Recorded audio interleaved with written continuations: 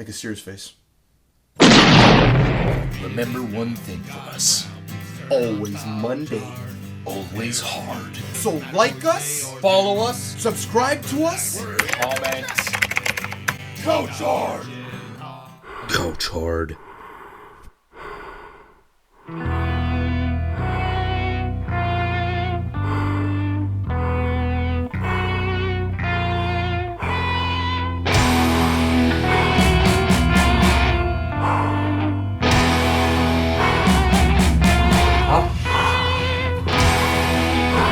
Got it. We'll do the next one. Okay, hello everybody. Michael Myers here with my good friend Ghostface. Hi everyone.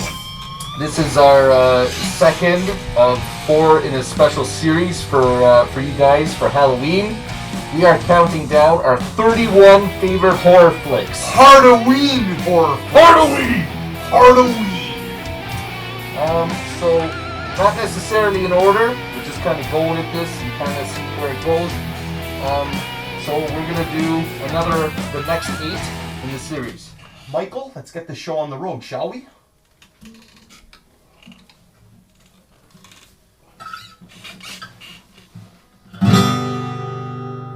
When you're feeling down, turn on couchhard. On parachutes or all you need, on couchhard.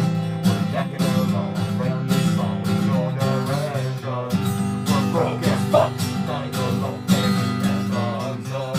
So we're here for you, just to matter what we say or do. Just remember that we're here to jack every day. We're counting hard.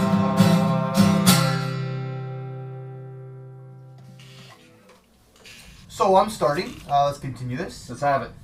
I chose the original Exorcist. Oh, fuck! I picked the original Exorcist. I didn't even think you liked that movie that much. What? It's on my list, buddy. Why wouldn't I not like that movie? I don't know. I like the whole spiritual demon When we shit. watched it last, I don't know. Maybe it was just your mood. Or What, it was 3 o'clock in the morning? And I don't have to sleep? You're in your fucking robe like this, and I'm passed out, you're just sitting like this. And apparently a lot of bad shit, creepy shit happened on set. Happened on set. That's what I was gonna say. So, I'm interested The actors were scared to shit. Yeah. Even I'm like, I want to shit my pants. oh, what a movie! It changed my life. It was Yep. it was fantastic. Just the music, the makeup, the Dude, just audio, the the imagery, voices, the imagery, oh my god. the imagery, everything. It's fantastic. Just fantastic. Dude, the whole walking backwards up the stairs, the spider walk they call it. Yeah. That's twisted. Yeah. That's just twisted. But even where she turns her head around Yeah. and just starts talking to you. The robotics, yeah, it's Yeah. fantastic. One of my all-time favorites. It's actually got a black comedy kind of a feel to it. It's American Psycho with Christian Bale and William Dafoe and Jared Leto, okay, among others. Reese Witherspoon, jacked, full of actors.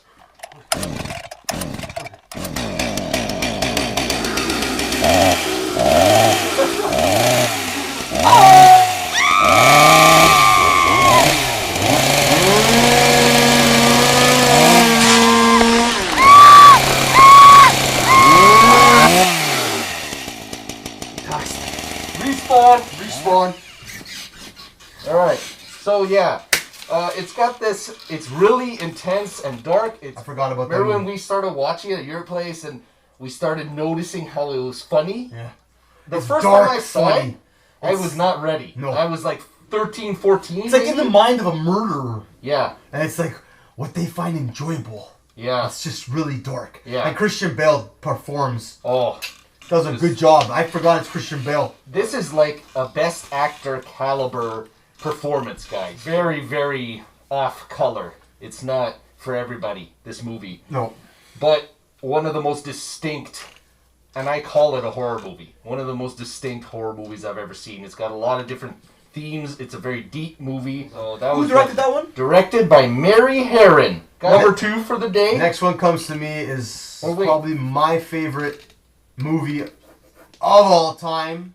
Oh. In that category drops Alien. The first Alien. First Alien, which was written as a horror thriller movie. A creature, a xenomorph, on board a ship with humans that have got no weapons, and he hunts them one by one. A lot of people are going to disagree with me on this, but he hunts them one by one. The whole movie gives you claustrophobia. Yeah. In space, the dead silence, there's nothing around. A crew that does not know what's going on, faced with a terror that they don't know how to deal with. The movie explains that they try to cut the creature. It has acid blood. Alien One falling in the horror I agree category. with you strongly. It's a horror. It's a horror movie. In this cat. Oh yeah. It's a horror movie. So go ahead, Mike. Alfred Hitchcock's The Birds. Yeah. Oh, birds. Yeah. Interesting. They're attacking the girl in like the telephone booth, right? That's pretty cool. It's so eerie. It scares the shit out of me, that movie, because that could happen in my head anyway. Because birds outnumber us really hard. So if they decide one day, fuck humans, we're taking over, I'm pretty sure they could Planet do it. of the Birds. But as the years went by and I started thinking about it and rewatching it, it just stuck with me. So cool. Another one, a Stephen King novel. It is Pet Cemetery. Oh! I forgot about that one. Oh, so good. So the whole fact that a child was brought back to life, it's creepy, man, because like, you know that anybody out there, God bless, you know, anyone who's lost a member, any family member, would love to try to resurrect that and reanimate that lost loved one and bring them back into life, right? So the fact that they did it and it was a child is fucked. Yeah. That's just creepy. It's like double layering it. I almost have to break the rules here a little bit. I'm gonna put 2 in 1 here, okay? Ooh. I'm gonna do VHS and VHS 2. You know, I haven't watched those. Dude, we're watching them this year. I haven't watched them. Oh, they're so good. They were cheesy. John, this is a shout out to you. It's like Blair Witch Project, guys, but like little segments. So it's like 4 separate segments, around an hour and a half to 2 hours as a film. And they're 4 separate stories. Think about like a Tales from the Crypt kind of thing. At the beginning, there's one story bringing it all together. So these guys go to a house full of all these VHS tapes. We'll flash an image of a VHS tape for all the kids who don't know what the fuck it is. Yeah, it's like it's a box about this big. It's got tape inside. Gotta adjust the tracking to get a clear image. Yeah, and then they just watch them. Even though it's found footage format and POV format, it didn't take away for me. It got my pulse going, which is very hard to do to me now, especially with the newer films. It reminded me of something I love, which is Blair Witch Project. Even though we said sequels are separate, I just wanted to include those together because I didn't want to say the same shit twice. So. Cool. Go ahead. Okay, so for me, it's just a given. I've already said it like 5 times. I gotta give it to Friday the 13th, the modern one, the 2009 version. This is just a flawless slasher movie. Guys, Friday the 13th, 2009. Marcus Nispel directed this. He also directed Leatherface. Yes, he did the first remake. It's quick, it's fast, he's vicious, he's violent, he is visceral, and he is just unforgiving, and he's a punishment. I've got The Mothman Prophecies from 2002, starring Richard Gere and Laura Linney. And Will Patton with Deborah Messing at the beginning. Right from the opening probably 5 minutes where you first see this thing, you don't even know what it is. And that's what I love about it. It's almost something that it's a feeling you have in a nightmare. And I love movies that do that to me. You like that stuff, eh? I noticed that about you. You like a lot of movies that like interrupt your dreams. Yeah. You like that's interesting. The next level for me is the shit that is like deep in there, you know what I'm saying? Like, and doesn't have to necessarily be realistic. Yeah. It's just unchained and just it is. You know what I mean? And stuff like that really scares me. Yeah. And just I guess the kind of scares it has, they're a little more subtle. Just a lot of like phone calls, like you hear a voice. Like this thing has a voice, but it doesn't really, you know, it's just scary in a different way. Another one that I love, absolutely love, it's Nightmare on Elm Street, the 2010. Cool. Really? 8 years ago now? Shut the front door. I didn't make it up. Nightmare on Elm Street. You can't fuck around with the Dream King. Freddy Krueger, the Dream King. He comes at you in your dreams. He kills you. A lot of people are actually afraid of that shit. Again, dark. They give, you know what I like about this movie a lot is they give a backstory to him. They give him a little bit of an origin as to why he come to be. Didn't you think that it was a little too Nope. reliant on jump scares? Nope. Because you know what? That's what the Dream King's all about. But you can't go watching these movies and expect not a jump scare. No, That's I'm what not saying that. I'm just saying sometimes they should go a little more subtle than a fucking huh. Yeah, but You know? that's what it was about. Scream did it. Yeah. The only difference is he called them first. Then it would be jump scare and he runs after them. Jason, the same thing. He's there in the forest quietly. The music doesn't go boom. I'm gonna do a jump scare right now. Okay. 3, 2, 1. Hello? Oh shit! Okay. That's how you do it. I guess it works. Wow, that's actually pretty fucked up. That's how I agree. But- Well, either way, you're saying you didn't mind it. No, I didn't mind at all. Jackie Earl Hale. Well, I gotta give it to him. I really liked his performance. But you know what? Coming into Unglin's shoes is like an impossible task. It was hated. It was a hated movie. Oh, I know. So if you enjoyed it, see what you guys think. Watch it. Type up the comments. See whether you guys agree with me, whether I'm full of shit. Just down below, right there. You know, just in that white bar, the flashing, cursor. Just type it in, guys. Thank you. All right, what do you got next? All right, I got Sam Raimi's Evil Dead 2. The first one was a college film. Okay, it got huge, right? But the second one is actually a remake of the first one. Yeah. Not many people know this. They think it's just a sequel. Now, he remade the first one and added to it. So it's like it serves both as a remake and a sequel. Which is makeup, the music, the sound. Dude, it became a cult classic. Yeah, it's huge. Bruce Campbell. Bruce Campbell became an icon. He became Ash. He became an icon. But get this, guys. Here's something new that we haven't talked about yet. Sam Raimi is really into slapstick comedy too, but I love slapstick comedy. I Like the love it. Three Stooges. Yeah. So this was the first time where I was like watching a horror movie with that. I'm like, wow, I can have what the Three Stooges gives me a little bit in a horror movie. I'm like, okay, why not? That was something interesting to look for. If you watch this movie, you might be turned off at first, but at least I warn you that it's in there. It's supposed to be exaggerated and funny at points. Next for me, Al, is a homage to you, Michael. You cannot have a list without Halloween. You cannot be a horror fan without having Halloween on your The original. The original Halloween.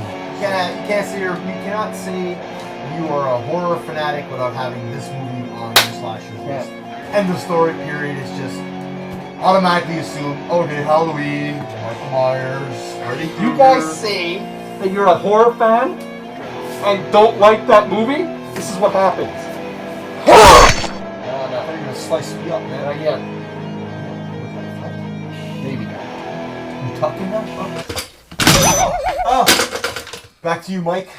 Okay, this is very interesting that I'm following up with this. Halloween 3, Season of the Witch. Oh. That's what the whole internet just did. Oh. You You just broke our fan base. Only movie in the series not to feature Michael Myers. He was not in it. This was kind of thought to be bringing the Halloween name as using it or turning it into like a Twilight Zone kind of thing. So every year they would release a Halloween movie and it'd be random stories. Just random scary stories. It bombed. Did not work. Sure, because people want to watch Halloween. And I get that. People wanna That's watch how I Michael. was when I was a kid. I didn't even watch it. I watched 5 minutes, I ripped it out of the fucking VHS player. Right, ripped it out of the VCR. But years later, I tossed it in. The first thing that got me was the music. The synths. Because John Carpenter and Alan Howarth did the music. And it just hit me. I was like, holy shit, listen to this score. It's not at all the other themes from the first two, because that's for Myers. But that hit me, and then it just kind of drew me in. And then it's like a science fiction horror. You know what I mean? Because it has robots in it and supernatural elements and all this cool shit that nobody really gives it a chance. And I'm like, guys, and this is what I'm telling you, audience, forget that it says Halloween 3. Picture it in your head as being called Season of the Witch. That's it. It's a movie about killer masks.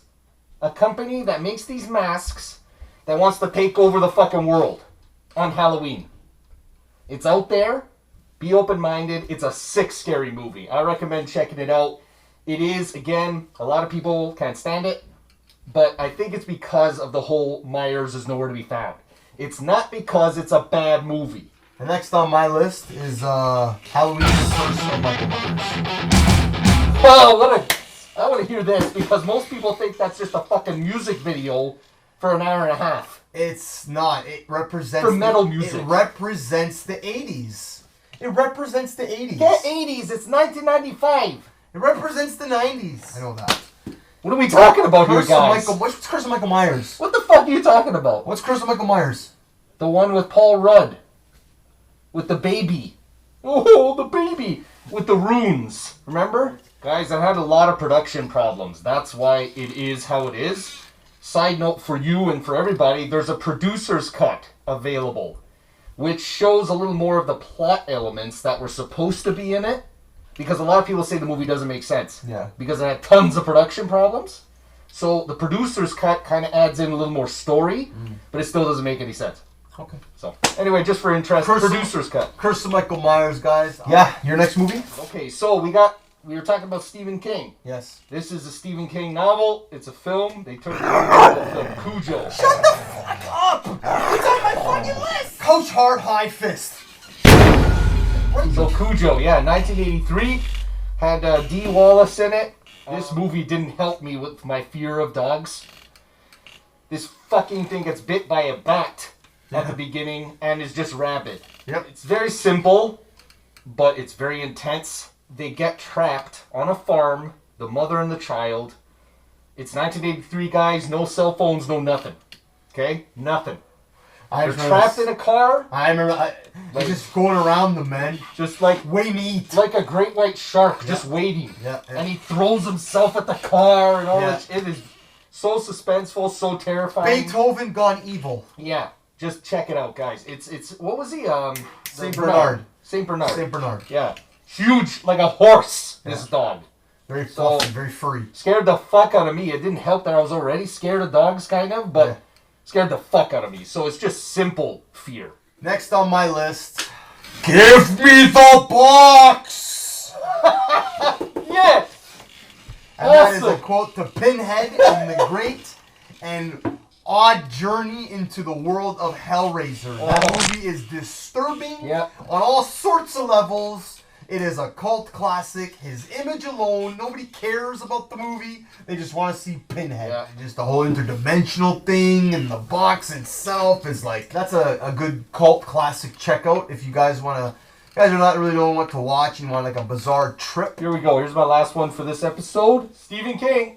The Shining. Oh, I knew it. Here's Johnny. That's it. I'm done. I don't have it on my list. But the scene that fucks me up the most is the blood coming out of the elevator, man. I know. That is just straight up creepy shit. And that's real. Yeah. No CGI.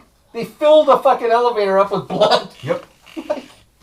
Amazing. Fantastic movie. The imagery, I mean, Stanley Kubrick, I'm a huge fan. So his imagery, his use of the score, and of classical pieces, like, for example, that of Bela Bartok.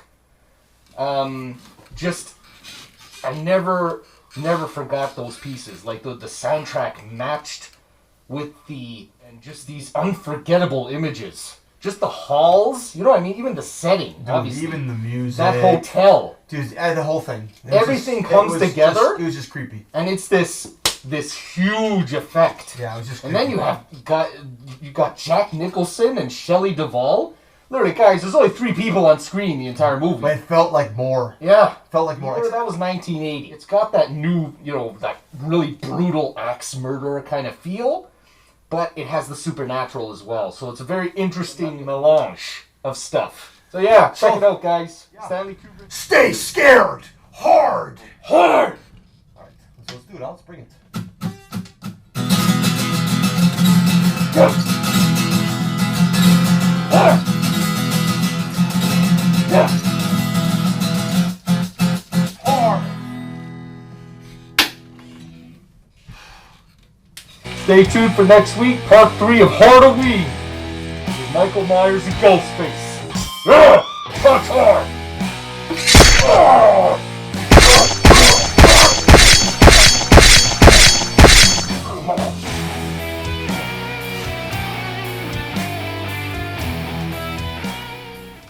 Oh, hi. I didn't see you there. Hi. We want you to remember one thing for us. One thing. Couch Hard is always on the same hard time.